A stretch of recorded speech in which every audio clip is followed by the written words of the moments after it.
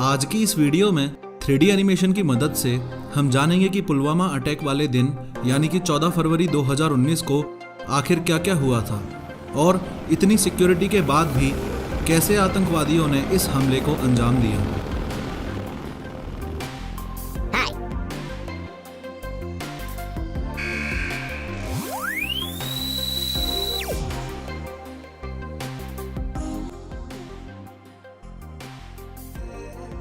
अगर एकदम शुरू से शुरुआत करें तो पुलवामा जिले के काकापुरा तहसील में आदिल अहमद डार नाम का एक लड़का रहता था।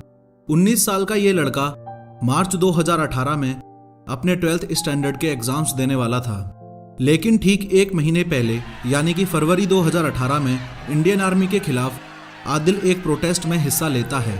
प्रोटेस्ट को रोकने के लिए पुलिस के द्वारा की गई डमी फायरिंग में आदिल के पैर में गोली लगने से वो घायल हो जाता है।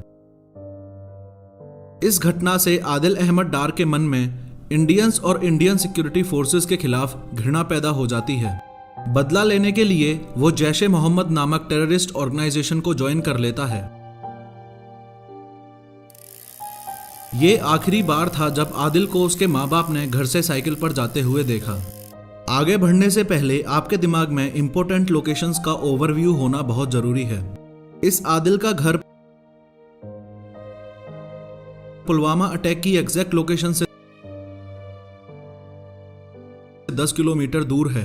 पुलवामा अटैक बॉम्ब ब्लास्ट यहां लेथपोरा में हुआ था।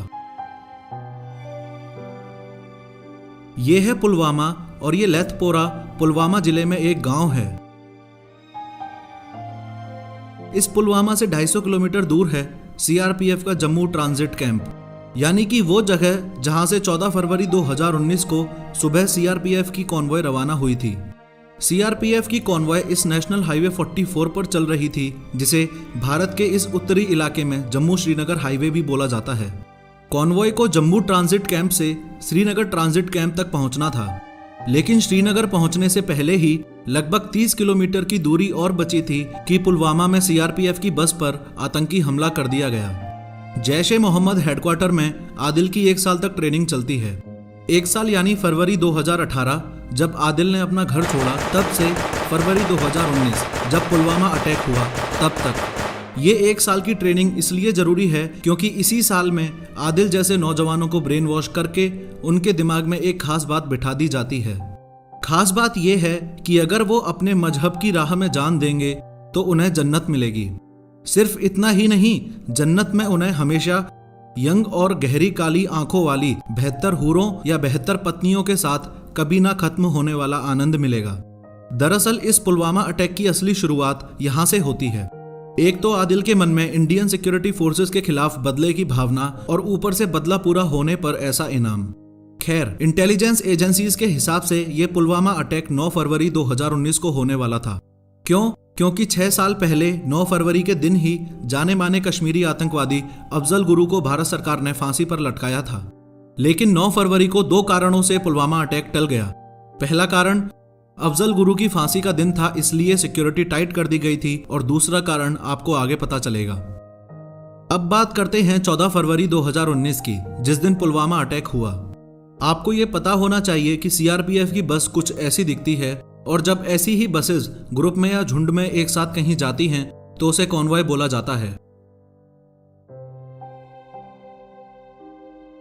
सिक्योरिटी की वजह से एक कॉन्वॉय में 25 से 30 बसें ही होती हैं, लेकिन पिछले 5-6 दिनों से भारी बर्फबारी के कारण कोई भी कॉन्वॉय मूवमेंट नहीं हुआ था, इसलिए कोई भी कॉन्वॉय जम्मू से श्रीनगर ही नहीं गई थी। यही है वो दूसरा कारण जिसकी वजह से 9 फरवरी 2019 को पुलवामा अटैक टल गया था, क्योंकि जब 9 फरवरी को कोई कॉन्वॉय मूवमेंट हुआ ही नहीं तो आतंकी हमला होता किस पे। खैर, पिछले 5-6 दिनों में भारी बर्फबारी की वजह से 14 फरवरी 2019 को एक ही कॉन्वॉय में 78 सीआरपीएफ की बसेस जम्मू से श्रीनगर जाने वाली थी। इन 78 बसों में कुल 2547 जवान थे। अब 14 फरवरी 2019 को 3:25 AM तक रोल कॉल होता है। रोल कॉल यानी कि एक प्रकार की अटेंडेंस, और 5 मिनट बाद ठीक सुबह 3:30 बजे सीआरपीएफ की कॉन्वॉय, जिसमें 78 बसें थीं, वो जम्मू ट्रांजिट कैंप से रवाना हो जाती है। रवाना होते ही स्लीपर सेल के द्वारा पाकिस्तान में स्थित जैश-ए मोहम्मद के हेडक्वार्टर में खबर पहुंचाई जाती है।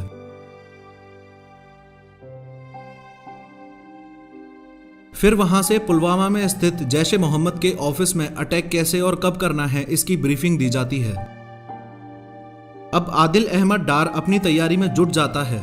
एक एसयूवी गाड़ी में 200 किलो से ज्यादा आरडीएक्स और अमोनियम नाइट्रेट जैसा घातक और जानलेवा एक्सप्लोजिव लोड करना शुरू कर देता है। ये एक्सप्लोजिव पिछले 6 महीनों में थोड़ा थोड़ा करके पाकिस्तान से पुलवामा में लाया गया था। इसका मतलब पुलवामा हमले की तैयारी जैश ए मोहम्मद के हेड मसूद अजहर ने 6 महीने पहले यानी कि सितंबर में ही कर दी थी। लगभग 3 घंटे बाद कॉन्वॉय जम्मू से उधमपुर पहुंचती है, फिर 3 घंटे बाद रामबन जिले में, फिर 3 घंटे बाद कुलगाम में, फिर 2 घंटे बाद अनंतनाग पहुंचती है और फिर 1 घंटे बाद पुलवामा पहुंचती है। इस तरीके से दोपहर 3:27 पर कॉन्वॉय पुलवामा के बॉर्डर में एंटर कर जाती है। एंटर करते ही आदिल अहमद डार भी अपनी जगह छोड़ देता है और आतंकी हमले को अंजाम देने के लिए निकल पड़ता है। पूरे 10 मिनट बाद यानी कि दोपहर 3:37 पर इस लातू मोड़ से आदिल हाईवे पर अपनी गाड़ी चढ़ा लेता है और इस कॉन्वॉय की 5वीं सीआरपीएफ बस के साथ टक्कर करते ही रिमोट कंट्रोल से एक्सप्लोजिव को ब्लास्ट कर देता है। सीआरपीएफ में कुल 239 बटालियंस हैं और इस बस में सीआरपीएफ की 76th बटालियन के 39 पैराट्रूपर्स मौजूद थे, जो कि ब्लास्ट की वजह से ऑन द स्पॉट शहीद हो गए। साथ ही इस बस के पास आरओपी यानी कि रोड ओपनिंग पार्टी का एक जवान भी मौजूद था, वो भी ऑन द स्पॉट शहीद हो गया। धमाका इतना जोरदार था कि आसपास के घरों की खिड़कियों के शीशे भी टूट गए थे। धमाके के बाद बाकी टेररिस्ट ने फायरिंग भी की थी और भाग गए। कुल मिलाकर सीआरपीएफ के 70 जवान तो घायल हुए, जो कि 4थी और 6वीं बस में थे, और 40 सीआरपीएफ के जवान जो अपनी छुट्टी पूरी करके जम्मू ट्रांजिट कैंप से श्रीनगर ट्रांजिट कैंप में देश की सेवा करने जा रहे थे, वो शहीद हो गए। जब ब्लास्ट के बाद सीआरपीएफ की बस की हालत ऐसी से ऐसी नहीं बल्कि ऐसी हो गई हो, तो आप अंदाजा लगाओ कि जिन कॉफिन्स को हम शत शत नमन कर रहे हैं उनमें क्या ही होगा।